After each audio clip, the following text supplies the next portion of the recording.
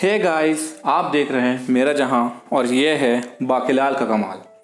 Last comics में हमने देखा था कि शरारती बाकेलाल को भगवान शिव ने शाप दिया था कि बाकेलाल जिसका भी बुरा करेगा उसका भला होगा और कुछ लाभ बाकेलाल को ही मिलेगा। अब देखिए शरारती बाकेलाल की शरारत बाकेलाल का कमाल में। तो चलिए शुरू करते हैं।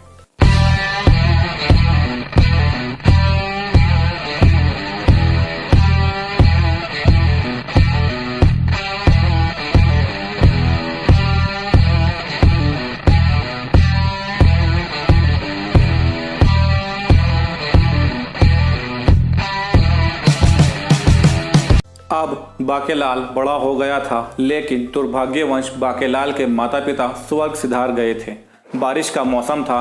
बाकेलाल चारपाई पर बैठकर नई शरारत करने की योजना बना रहा था। तभी कुछ सोचते हुए चुटकी बजाकर उछल पड़ा और चल दिया गांव के मुखिया के घर की ओर।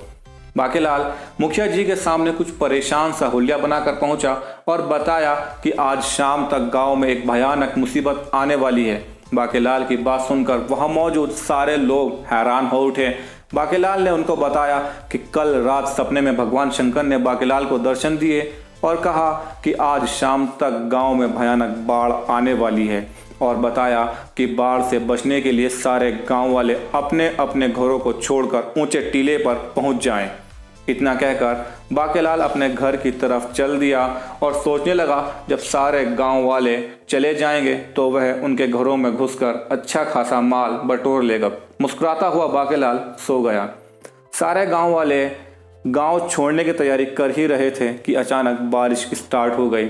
बारिश से गांव वाले और भी डर गए और कुछ ही देर बाद पूरा गांव खाली हो गया। लेकिन बाकेलाल बारिश देखकर खुश हो गया क्योंकि सब उसकी बात को सच मान रहे थे। तब बाकेलाल गांव के महाजन के घर की ओर चल दिया। इधर गांव वाले टीले पर पहुंचकर बरसात से बचने की व्यवस्था करने लगे। तभी कमला ने बांस गाड़ रहे हरिया को रोते हुए बताया कि उसका बेटा रामू जंगल से लकड़ियां लेने गया था। गांव से भागने की जल्दी में उसका ध्यान ही नहीं आया। यह बात पूरे टीले पर फैल गई। गांव के मुखिया भी वहां पहुंच गए। सबने उनको बताया कि रामू गांव में ही रह गया है। बारिश बहुत भयानक हो चुकी थी। फिर भी मुखिया जी ने 4-5 लोगों को हरिया के साथ भेजकर रामू को लाने को कहा। इधर बाकेलाल महाजन के घर के सामने खड़ा था, लेकिन उसे घर में घुसने का रास्ता नजर नहीं आ रहा था। तभी बाकेलाल को एक सीढ़ी दिखी जिसे लेकर बाकेलाल महाजन की दीवार पर चढ़ने लगा। उधर गांव के पास वाली नदी में पानी खतरे के निशान से ऊपर पहुंच गया और नदी का बांध टूट गया। नदी का पानी पूरी तेजी के साथ गांव की ओर बढ़ने लगा और बाकेलाल जो अभी तक गांव में ही था उसे भी पानी ने अपनी चपेट में ले लिया। उधर हरिया और उसके साथी टीले के किनारे पर पहुंचे तो गांव का हाल देखकर चौंक पड़े क्योंकि पूरा गांव डूब चुका था। वे सब बाकेलाल की तारीफ कर रहे थे कि उसने पूरे गांव वालों को बचा लिया। तभी हरिया को लगा कि उसका रामू पानी में डूबता हुआ उसे पुकार रहा है और अचानक हरिया पानी की ओर दौड़ पड़ा, लेकिन उसके पानी में छलांग लगाने से पहले ही उसके साथियों ने उसको पकड़ लिया। हरिया रोता रोता वहीं बेहोश हो गया और अपने साथियों की बाहों में झूल गया। उधर बाकेलाल पानी के बहाव के साथ साथ बहता हुआ जा रहा था। तभी बाकेलाल की नज़र एक लकड़ी के गट्ठर पर पड़ी जिस पर रामू था। बाकेलाल ने रामू को धकेलकर खुद गट्ठर पर बैठने की कोशिश की, लेकिन गट्ठर उसके हाथ से निकल गया।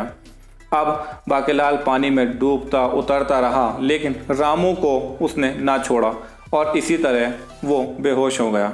सुबह होने पर बारिश रुक गई और तूफान थम गया। सभी गांव वाले टीले के किनारे पर आ गए।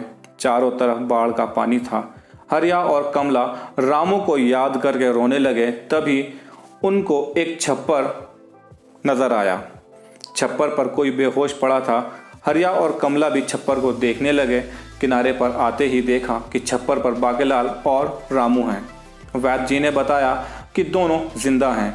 दोनों को गांव वाले तंबू में ले गए और वैद्य जी उनका इलाज करने लगे। पहले बाकेलाल को होश आया, लेकिन अपने पास इतनी भीड़ देखकर उसने आंखें ना खोली और सोचने लगा कि शायद गांव वालों ने उसका झूठ पकड़ लिया है। जबकि सारे गांव वाले बाकेलाल की तारीफ कर रहे थे कि बाकेलाल ने जान पर खेलकर रामू की जान बचाई, और सिर्फ रामू की ही नहीं बल्कि पूरे गांव की जान बचाई। यह सुनकर बाकेलाल मन ही मन सोचने लगा कि अगर उसे पता होता कि आज ही बाढ़ आने वाली है तो इन लोगों को कभी ना बताता, बल्कि इनको छोड़कर खुद गांव से निकल जाता और इन सब के मरने के बाद बन जाता इस गांव का बेताज बादशाह। तभी वैद्य जी की मेहनत रंग लाई और रामू को होश आ गया। हरिया अब फूला न समा रहा था। अपना सारा डर खत्म होने के बाद बाकेलाल ने एक्टिंग शुरू की। मैं कहाँ हूँ और हरिया का लड़का रामू कहाँ है? बाकेलाल के होश में आते ही गांव के सारे लोग प्रसन्न हो गए। एक सप्ताह बाद बाढ़ का सारा पानी निकल गया। तब गांव वालों ने गांव में आकर एक सभा आयोजित की, जिसमें बाकेलाल की खूब प्रशंसा की गई और उसे गांव की तरफ से स्वर्ण आभूषण गिफ्ट किए गए। बाकेलाल ने भी हाथ जोड़कर सबका धन्यवाद किया। उधर विशालगढ़ के राजा विक्रम सिंह भी बाकेलाल के कारनामों से इतने प्रभावित हुए कि मंत्री धर्म सिंह को आदेश दिया कि वो बाकेलाल को ससम्मान राज अतिथि के रूप में लाएं।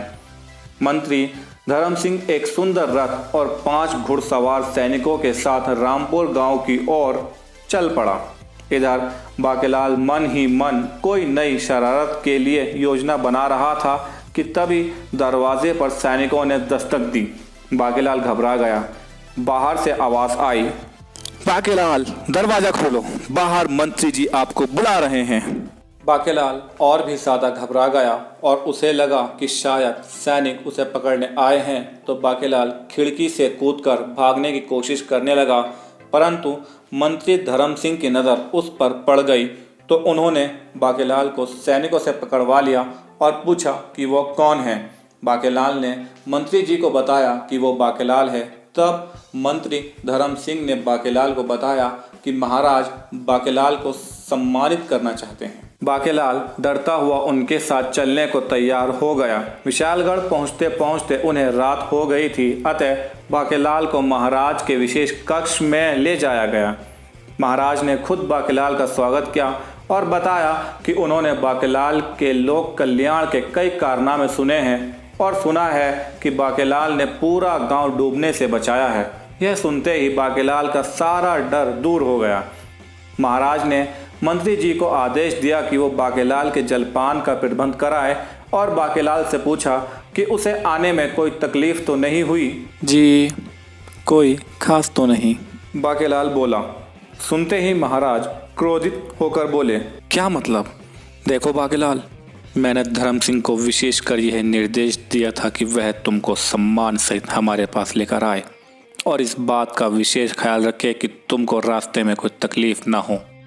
और तुम शायद नहीं जानते कि हम राज आज्ञा का उल्लंघन करने वाले किसी राज कर्मचारी या अधिकारी को फौरन राजपद से हटा देते हैं।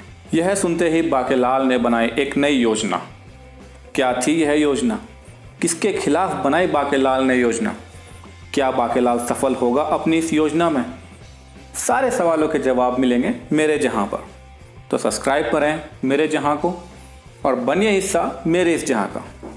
Thanks for watching guys.